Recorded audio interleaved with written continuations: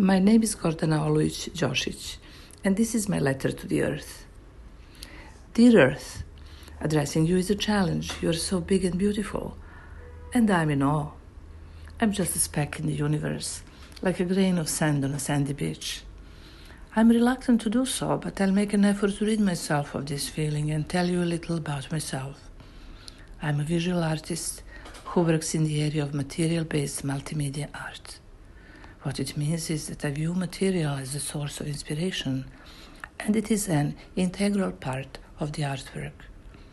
In recent years, my interest has been to explore my family and personal archives in the form of letters, cards, photographs, negatives, and slides. I have been realizing more and more the importance of these archives, not only in order to give them a new lease on life by treating them as my art material, but because I have an increasing appreciation for the fact that I'm reusing existing materials.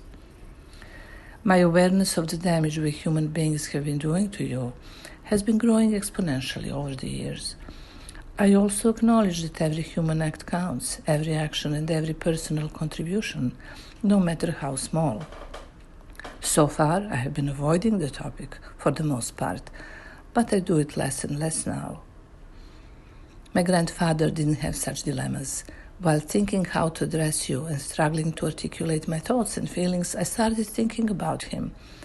He lived a simple and honest life of a farmer who produced what was needed to feed his family in a way that respected you and helped you do your job of natural recycling. He grew crops, vegetables, and fruit organically. His cows and sheep grazed in the open fields, and chickens roamed around free. He didn't know any other way of living and being. You could say he didn't have a choice, and that would be true. We cannot and wouldn't want to go back in time. However, nevertheless, there are lessons to be learned from the past. I belong to a different era, and I was born and raised in a large city. I continued and still to this day live in cities in separate countries, far removed from nature. Yet now that I'm older and wiser, I appreciate your beauty more than ever, and I'm painfully aware of how close we are to the point of no return, where the damage becomes irreparable. Recently, I spent some time in a beautiful mountainous region where the green vistas are wide and the air clear. I was thinking what a privilege it was to visit a place like that for a brief period of time.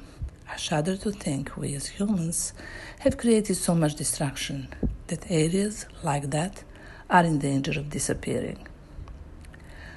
I certainly hope we can still stop the worst and reverse at least some of the damage, otherwise life would become unbearable and pretty much meaningless.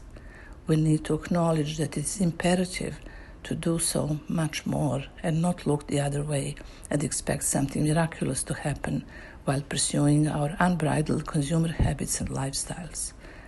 We also need to speak up in order to influence our representatives to make far-reaching decisions at all levels of government. As our one and only planet, are you able to give us another chance? I stay committed to creating artwork that is more than 90% based on reusing and recycling. I want you to know that I do love you. Sending you my biggest hug, Gordana.